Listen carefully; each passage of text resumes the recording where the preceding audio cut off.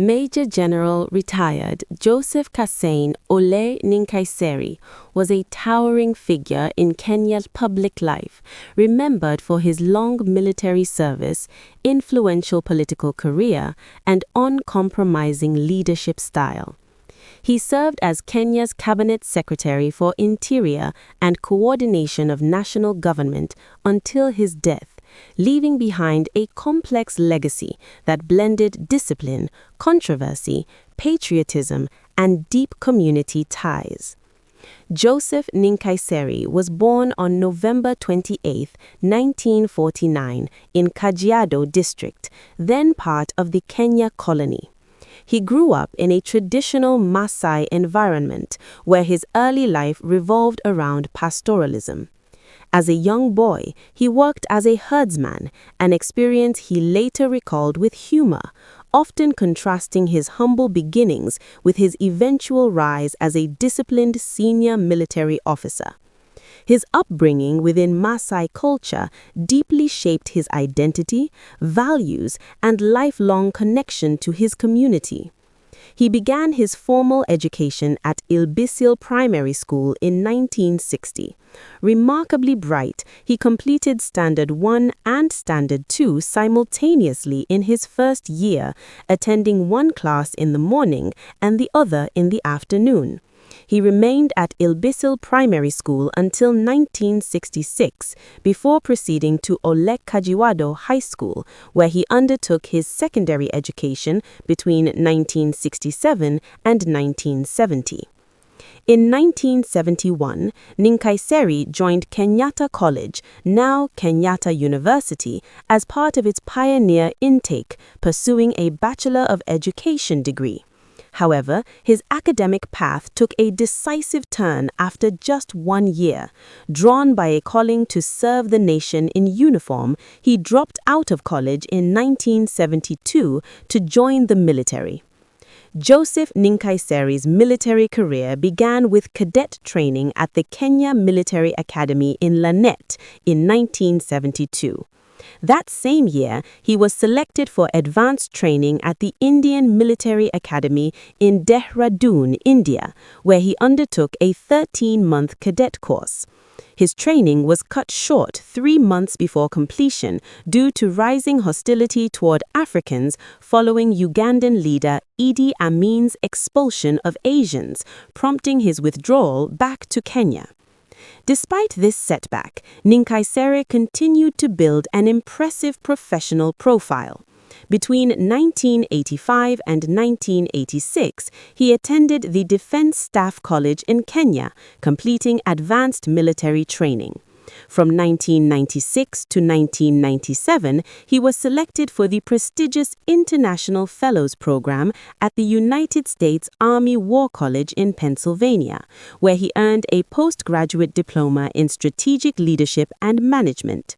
During the same period, he also attended Harvard University's Kennedy School of Government, completing a course in leadership and development. Over a 29-year military career, 1972 to 2002, Joseph Nkaisery steadily rose through the ranks of the Kenya Army, ultimately attaining the rank of Major General. He served in several high-profile command and staff roles, including Commandant of the Armed Forces Training College, General Officer Commanding, GOC, Western Command, Chief of Personnel, and Brigade Commander.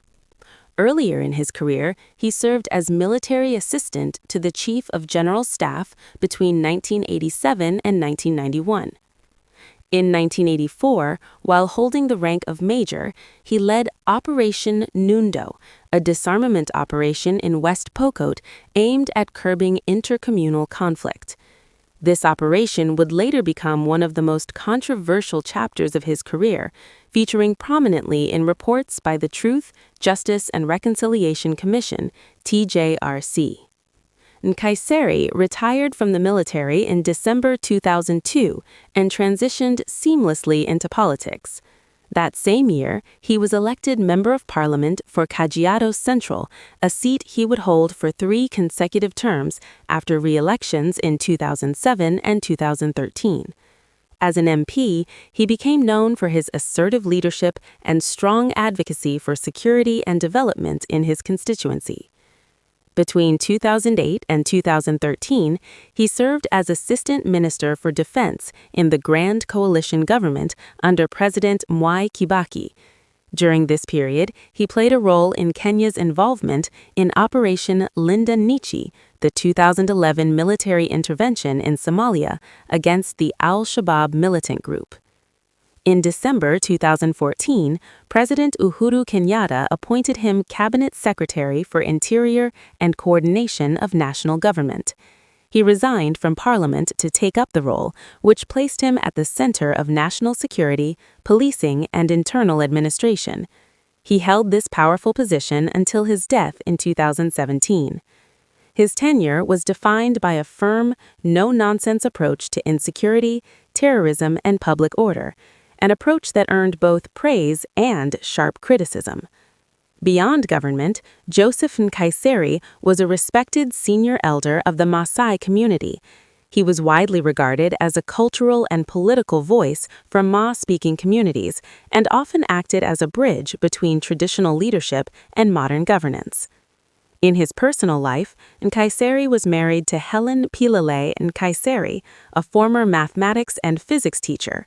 They married around 1980, some accounts cite 1978, in a military wedding at Nairobi Baptist Church, and remained together for nearly 4 decades. Their marriage was deeply rooted in Christian faith, mutual respect, and shared commitment to community service. They had 4 children, 2 sons and 2 daughters, and several grandchildren, including a granddaughter named Yantet, with whom he shared a particularly close bond.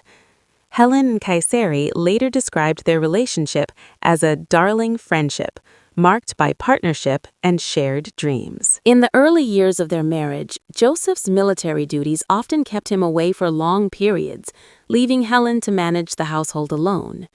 He later supported her personal growth, encouraging her participation in international forums, such as the 1995 Beijing Women's Conference. Their union also carried cultural significance, symbolizing peace between 2 historically rival Maasai sections, the Matapato and Lodokilani.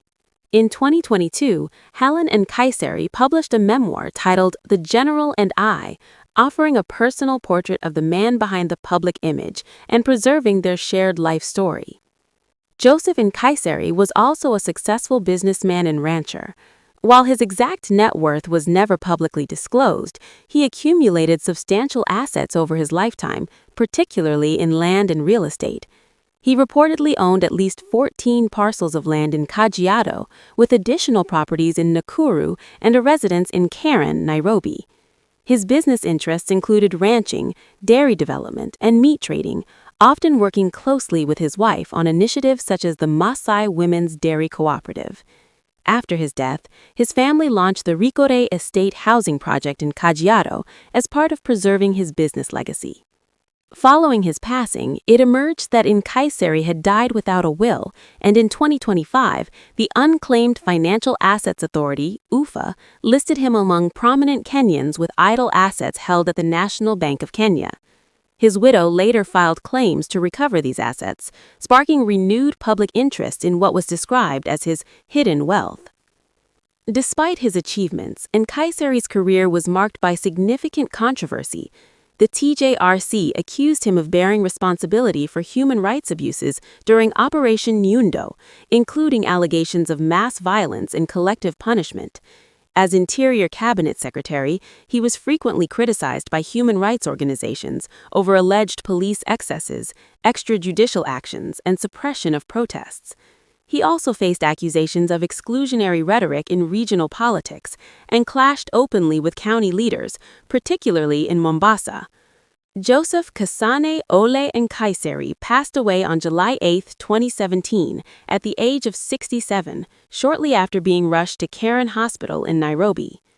Doctors officially cited a heart attack as the cause of death, though his sudden collapse fueled speculation and conspiracy theories nationwide.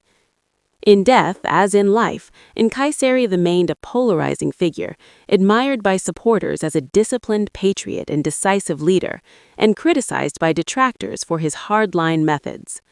His legacy endures in Kenya's military history, political landscape, Maasai leadership, and the ongoing national conversation about security, power, and accountability.